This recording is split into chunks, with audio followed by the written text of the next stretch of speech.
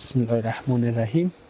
ما در سردترین روزهای سال به دنبال گرمترین لباس ها هستیم برای اطفال نازنین. میریم بخیر به یک ساحه دوردست که بسیار هوا سرد است و اونجا سروی شدن و برای اطفال نازنین آمدیم که جمپر گرفتیم انشالله و رحمان که بتونیم براشون در این هوای سرد ببریم تا ازش استفاده کنن. اینجا هم برای اطفال نازنین بسیار تا جمپرکای گرمی خوب است. هوای کوهبند، در کوهبند بسیار هوا سرد می باشد.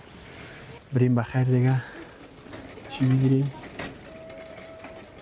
گرفتیم جمپر را آمدیم برای بوت فروشی که بخیر بوت هم میگیریم برای اطفال.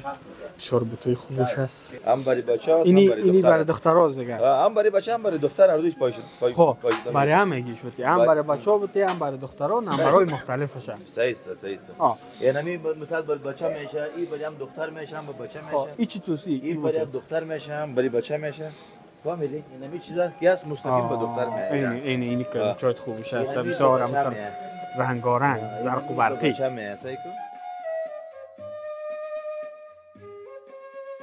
دوستان عزیز و گرامی، امیدوار هستم که جور و صحتمند باشین.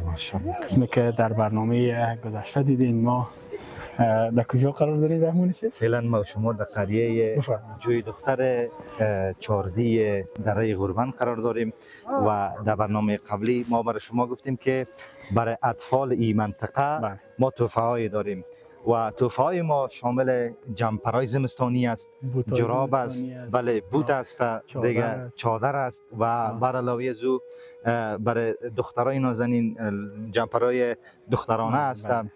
دیگه انشالله هیچ طفل این منطقه، هیچ طفل این قریه انشالله دیگه سردی هوا را حس نخواهد کرد، به خاطر از اینکه ما برشان بسیار تحفه های خوب مد نظر گرفتیم. انشالله میریم بخیر.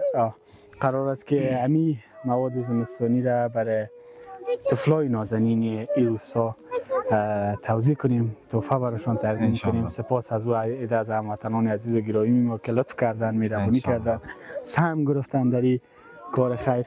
بسیار زیاد تشکر از اونا. بفرمایید. خدا باز دیگه خیر اکثر میبریم. بریم بخیر. بیاین بچه‌ها، بیاین.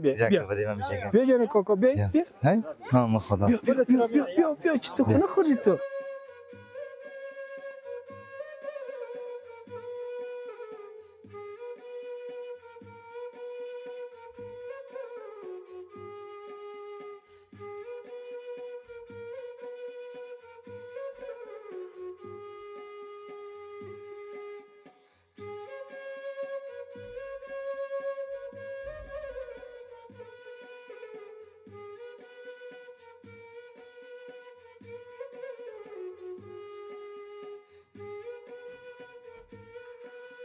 خوش شدی برات کرتی آوردیم؟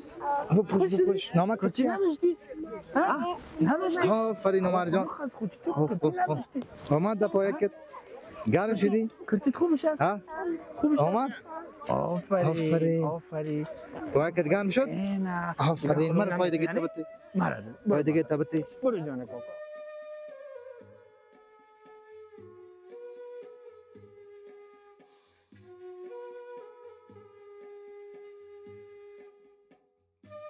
جا در یک بار دیگر سپاسگزاری کنیم از اوید از هموطنان عزیز و گرامی ما که لطف کردن، مهربانی کردن. بسیار زیاد تشکر.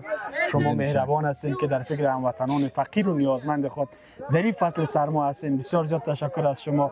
خداوند تمام آرزوهای شما را برآورده بسازد و خداوند اجرش بده برای همه شما. قسمی که شما در تصاویر هم دیدین در بین از اینا اطفال بود که واقعا حتی دسترسی بر یک بوتک گرم نداشتن، یک جوره جراب که کمترین ارزش داره اونا در پای خود نداشتن. انشالله که بر تمام از اینا رسید و من مطمئن هستم که آرزوی هر طفل افغانستان که در همچون ساعت زندگی میکنه داشتن همچون یک چیز گرم است.